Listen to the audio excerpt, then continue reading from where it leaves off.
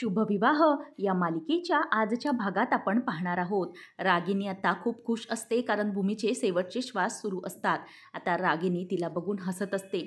त्यानंतर आकाशला काहीही आजूबाजूला गाडी मिळाली नाही, म्हणूनच तो त्याच्या बंगल्याजवळ येतो आणि स्वतःची सायकल घेऊन तिथून आता तो निघालेला असतो. आणि त्यानंतर आता रागिनी म्हणत असते की भूमी बाळा, तुझे आता शेवटचे श्वास सुरू आहेत, लवकर मर बघू, असं म्हणून ती तिला आता हसत असते. त्यानंतर ऑक्सिजनचं लेवल एकदम कमी होत चाललेली असते. आकाश आता सायकल घेऊन भरधाव वेगाने निघालेला असतो. त्याला सतत देवी योगेश्वरीचे संकेत आठवतात. ती त्याच्या डोळ्यासमोर येऊन त्याला म्हणालेली असते की आकाश प्लीज मला वाचव.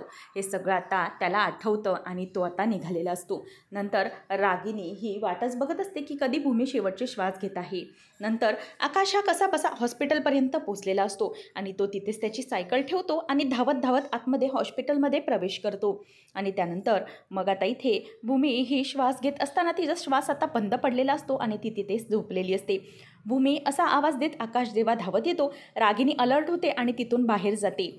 नंतर आता आकाश भूमीला येऊन बघतो तेव्हा पूर्ण ऑक्सिजन मशीन बंद झालेलं असतं आणि जोराचे बीप बीप असे आवाज येत असतात. त्याच वेळेला आकाशला कळतं की ऑक्सिजन पूर्णपणे बंद झाला आहे आणि भूमीचे श्वासही थांबलेत. त्यानंतर मग आता भूमी उठना असा आकाश ओरडू लागतो. तेव्हा आकाशच्या लक्षात येतं की योगेश्वरी देवीच्या समोर तिथे दिवा विझलेला असतो. आकाश पटकन त्याचा देवीचा कुंकू काढतो आणि नंतर ते तिच्या कपाळाला लावतो. त्याच्यामुळे तिचे डोळे उघडतात.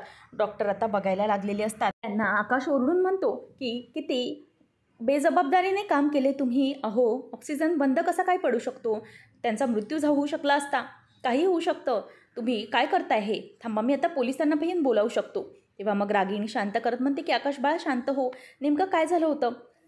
भूमी आता स्टेबल झालेली असते म्हणून रागिणी म्हणते की शांत हो. आणि त्यानंतर मग सिस्टर म्हणते की ॲक्च्युली पॉवर कटमुळे हा प्रॉब्लेम झाला असेल, पण मी ऑक्सिजन परत चालू केलं होतं, पण पॉवर फ्लक्च्युएशनमुळे ते पुन्हा बंद झालं असेल. आकाश म्हणतो की असं करू नका प्लीज, तुम्ही काहीही होऊ शकलं असतं. त्यानंतर सिस्टर आता सॉरी म्हणते आणि रागिनी ही आकाशला शांत करते. आता डॉक्टर हे भूमीला चेक करत असतात. भूमीचे डोळे उघडून पाहत असतात की तिला शुद्ध येत आहे का, पण मात्र भूमीला शुद्ध येत नसते. आकाशचा आणखीच जीवाची घालमेल होत असते. आणि त्यानंतर आकाश हा डॉक्टरांकडे बघायला लागतो. तेव्हा डॉक्टर मान डोलावून काहीही अजून प्रतिक्रिया नाही असं सांगतात. आणि त्याच वेळेला तिथे आता भानुशाली वकील देखील आकाशबरोबर उभे असतात आणि आकाश हा डॉक्टर काय म्हणतात याच्याकडे पूर्ण लक्ष देऊन असतो. मात्र रागिनी आता बाजूला गेलेली असते आणि भानुशाली वकील आकाशसोबत तिथेच उभे असतात. रागिनी आता घरी आलेली असते आणि ती खूपच चिडलेली असते. आकाश आता अशा प्रकारे मदतीला धावून आल्याने तिला आणखीनच चिडचिड होत असते. अभिजित तिकडे असतो. रागिनी स्वतःचा बुद्धिपटाचा सगळा पट हा खाली पाडते. त्यानंतर घरामध्ये आणि तिच्या टेबलवरती जे काही सामान असतं ते सगळं अस्ताव्यस्त करून टाकत असते. आणि हे सगळं आता पौर्णिमा आणि अभिजित बघत असतात. रागिनीची चिडचिड त्यांना कळत असते. तेव्हा आता भूमी अजूनही स्टेबल असते, पण ती शुद्धीवर आलेली नसते म्हणून आकाश काळजीमध्ये असतो. आकाश आता आतमधून तिला बघत असतो. भानुशाली वकील त्याला शांतपणे दिलासा देत असतात की भूमी नक्की शुद्धीवर येईल, पण मात्र आता आकाशचा धीर सुटत चाललेला असतो. नंतर दुसऱ्या दिवशी आकाशला राजा काका आणि रागिनी ही कॅफेमध्ये घेऊन येतात आणि म्हणतात की जरा बस इथे, शांत बसून कॉफी पी, बरं वाटेल तुला, हे घे कॉफी, असं म्हणून रागिनी त्याला कॉफी देते. नंतर आता काका म्हणतो की हे घे रागिनी, तू पण पिऊन घे. तेव्हा रागिनी म्हणते की माझं राहू देतो, पहिले याला खाऊ देत. त्याच वेळेला आकाश म्हणतो की नको राजा काका, मला काहीच नको आहे. तेव्हा मग ती म्हणते की अरे असं कसं म्हणतोयस तू, काहीतरी घेतलंच पाहिजे ना, तुला कसं बरं वाटेल बेटा. तेव्हा मग तो म्हणतो की नको, खरंच मला काही खाण्यापिण्याची इच्छा नाही आहे, मला खरंच खूप वाईट वाटतंय आणि काल जे काही झालं आहे ना त्यानंतर भूमीबद्दल मला आणखीनच काळजी वाटायला लागली आहे आणि भूमीच्या सतत बरोबर राहावंसं वाटतंय मला, एक क्षणही तिच्यापासून लांब जाण्यासारखं वाटत नाही आहे मला. तेव्हा मग आता राजा काका म्हणतो की अरे मला कळते तुझी तळमळ, पण भूमी ही आता बरी आहे ना आणि तिला बरं वाटेल, पण तू जर स्वतःची काळजी घेतली नाहीस तर कसं होईल.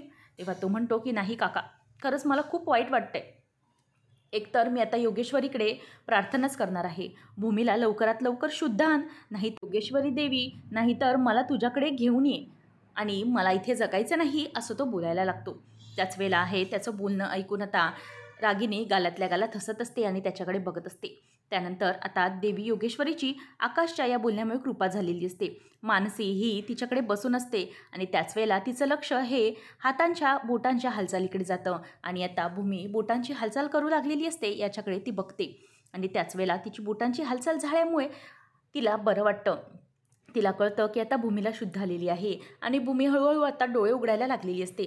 म्हणूनच मानसी जाते आणि धावत धावत जाऊन ती डॉक्टरांना बोलावून आणते आणि म्हणते की डॉक्टर प्लीज लवकर या. मात्र आता भूमी हळूहळू डोळे उघडत असताना तिला त्रास होत असतो. डॉक्टर येतात आणि सिस्टर्सला सांगतात की प्लीज तुम्ही तो ऑक्सिजन मास्क चेक करा आणि ऑक्सिजन लेवल वगैरे व्यवस्थित आहे की नाही ते बघा. आणि आता डॉक्टर हे सांगतात की भूमी आता नॉर्मल आहे. आणि त्यानंतर मानसी हे सगळं बघते आणि ती आकाशला फोन लावायचा म्हणून बाजूला निघून जाते.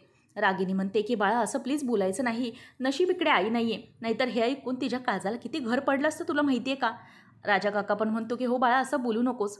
त्यानंतर मानसी ही आकाशला फोन करून सांगते की भाऊजी एक महत्त्वाची आणि आनंदाची बातमी आहे, भूमीताईला शुद्ध आली. तेव्हा हे ऐकल्यावरती तो म्हणतो की काय खरंच. तेव्हा ती म्हणते की हो भाऊजी भूमीताईला शुद्ध आली आहे आणि डॉक्टर सांगत आहेत की ती आता नॉर्मल आहे. हे ऐकल्यानंतर आता आकाश खूपच जास्त आनंदात असतो आणि मानसी सांगते की प्लीज भाऊजी तुम्ही लवकर या, तुमची भूमीताई तुमची वाट बघत आहे. आणि त्याच वेळेला आकाश म्हणतो की हो हो मी लगेच येतो. तो रागिनी आणि काकाला काहीही न सांगता तिथून धाव घेतो आणि धावत धावत आता भूमीच्या वॉर्डकडे पळत असतो. सगळेजण त्याला बघत असतात. अथर्व आणि भानुशाली वकील पण बघत असतात आणि हैराण होतात की हा इतका धावत धावत कशाला चाललेला आहे. भूमी आरशामध्ये स्वतःचा चेहरा बघते आणि तिला लागलेले ते खुणा आणि व्रण ते बघत असते. त्यानंतर आकाश धावत धावत येतो आणि भूमी ही आरशात बघत असताना तिला स्वतःची ओळख पटण्यासारखी होत नसते, कारण तिला खूप ठिकाणी लागलेलं असतं. नंतर आता आकाश मागूनच भूमी असा आवाज देतो. त्याच वेळेला ती मागे वळून पाहते, पण तिच्या डोळ्यामध्ये फार मोठं प्रश्नचिन्ह उभं असतं. आकाश तिच्याकडे हसतच बघतो आणि म्हणतो की भूमी मला माहीत होतं तू नक्कीच परत येणार आहेस, तू मला सोडून कुठेही जाणार नाहीस. त्याच वेळेला तर इथे आकाशकडे ती बघतच राहिलेली असते. आकाश म्हणतो की भूमी बघ मी कसा नॉर्मल झालोय, तू बरी झाली आहेस, खरंच आता सगळं काही चांगलं होणार आहे. आणि भूमी तू ठीक आहेस ना, तू बरी आहेस ना, असं सगळं तो तिला विचारतो आणि तिला मिठी मारतो. आणि भूमी त्यावर काही रिस्पॉन्ड करत नाही. आकाश म्हणतो की भूमी आजपर्यंत तू खूप सोसलेस, मीही खूप सोसलंय आणि आता आपण आपले ते सगळे दुःखाचे दिवस संपलेले आहेत. आपल्या आयुष्यात फक्त सुख असणार आहे, दुसरं काही नाही. मी आता तुझ्यापर्यंत कोणतंही संकट येऊ देणार नाही, कारण मी पूर्णपणे आता बरा झालेलो आहे. काही झालं तरीही तुझ्यापासून आता मी लांब होणार नाही आणि मलाही तुझ्यापासून लांब मी होऊ देणार नाही, असं सगळं आता इथे तो म्हणत असतो. भूमीला मात्र काहीही समजत नसतं. ती आकाशच्या त्या सगळ्या बोलण्याकडे अगदी एकटक विचार करत बघत असते की नेमका हा काय बोलत आहे. पण मात्र इथे आता आकाश हा त्याचे प्रयत्न सोडत नसतो. आकाश म्हणतो की भूमी आता आपण वेगळं नाही होणार. आणि त्यानंतर भूमी ही त्याला जोरात लांब करत म्हणते की 1 मिनिट थांबा, कोण आहात तुम्ही आणि असं अनोळखी मुलीला मिठी मारताना तुम्हाला लाज नाही वाटत का, लांब हा माझ्यापासून, असं म्हणून ती त्याच्यावर ओरडते. तेव्हा आकाश म्हणतो की कोण, मी अनोळखी, अगं भूमी तू मला ओळखलं नाहीस का, मी आकाश आहे, आकाश, तुझा आकाश. त्याच वेळेला ती म्हणते की नाही, कोण आकाश, मी कोणत्याही आकाशला ओळखत नाही. तेव्हा आता आकाश म्हणतो की अगं भूमी असं काय करतेस, तू चिडली आहेस का माझ्यावर, थांब मी तुला भूमी अशी हाक मारतोय म्हणून तू चिडली आहेस का, तू माझी सायकल राणी आहेस, मी तुला सायकल राणी अशी हाक मारायचो, तू तेव्हाही माझी सायकल राणी होतीस आणि आताही माझी सायकल राणीच आहेस, असं म्हणून तो तिच्या थोडं अजून जवळ जायला बघतो. मात्र ती पुन्हा ओरडते आणि म्हणते की लांब व्हा, मी असं कोणत्याही आकाश बिकाशला ओळखत नाही आणि काय बोलताय तुम्ही. तेव्हा मग तो म्हणतो की अगं असं काय करतेस भूमी, आपलं लग्न झालं आहे, लग्न केलं आहे आपण दोघांशी. तेव्हा मग ती म्हणते की मी तुम्हाला ओळखतच नाही, तर आपलं लग्न होण्याचा प्रश्नच नाही आहे ना. तेव्हा मग आता तो म्हणतो की 1 मिनिट भूमी, तुला आठवतंय का आपलं लग्न, आपल्या लग्नामध्ये मी नाव पण घेतलं होतं की घड्याच वाजले 6, आमचं लग्न झालं पहा, लग्न करण्यात 1 तास गेला, मीने अभ्यास केला, आठवतंय का तुला काहीतरी. तेव्हा ती म्हणते की नाही मला काहीच आठवत नाही आहे, मला लग्न वगैरे काहीच माहीत नाही आहे. तेव्हा आता इथे आकाश घाबरतो. तो म्हणतो की भूमी अगं असं काय करतेस तू, अशी का वागतेस तू, खरंच आपलं लग्न झालं, मी तुला खरं सांगतोय, हे बघ मी तुझ्या गळ्यात मंगळसूत्र घातलं होतं. तेव्हा मग मला आत्याही म्हणाली होती की तू पण हवं तर मंगळसूत्रसारखं बांधून घे, मग हा तुला काळा धागा तरी आठवतोय का, हा काळा धागा तू स्वतः माझ्या हातात बांधला होतास आणि आपलं मंगळसूत्र आणि लग्नाचं प्रतीक म्हणून तू हे सगळं कसं विसरू शकतेस भूमी. भूमी म्हणते की नाही मला काहीही आठवत नाही. आता हे ऐकल्यावरती मात्र आकाशच्या पायाखालची जमीन हादरते. आकाश हा खूप घाबरलेला असतो. तो भूमीला सगळं सांगून आठवून देण्याचा प्रयत्न करत असतो, मात्र तिला काही आठवत नसतं. ती म्हणते की मला काही आठवत नाही आहे, मला त्रास होतो आहे सगळ्याचा, असं म्हणून ती स्वतःचं डोकं धरते. आणि आकाश तिथे आता तिला अगदी अपराधासारखं बघत राहतो. पुढच्या भागामध्ये रागिनीला आकाश सांगतो की अगं आत्तू, भूमीला काही आठवत नाही आहे ना, तिला आमचं लग्न आठवतंय ना मी आठवतोय, मी तिला सगळं सांगण्याचा प्रयत्न केला, मात्र तिला त्या सगळ्याचा त्रास होतोय. तिला काहीही आठवत नाही. आता हे ऐकल्यानंतर मात्र रागिनीचा जीव भांड्यात पडतो आणि रागिनी आता खुश होते. नंतर रागिनी या सगळ्याचा विचार करू लागते की हे सगळं कसं झालं असेल. तितक्यात डॉक्टर येऊन म्हणतात की हे सगळं काय करताय तुम्ही? तुम्हाला माहिती आहे का पेशंट क्रिटिकल अवस्थेत आहे. आणि त्यावेळेला रागिनी म्हणते की मी जाऊन बोलू का डॉक्टर तिच्याशी? थांबा मी बोलते जाऊन. तेव्हा मग आता डॉक्टर म्हणतात की नाही, अशी मी कोणालाही परवानगी देऊ शकत नाही. कारण त्यांची अवस्था खूप नाजूक आहे आणि त्यांची मेमरी परत गेलेली आहे. त्याच्यामुळे त्यांना प्लीज ताण देऊ नका.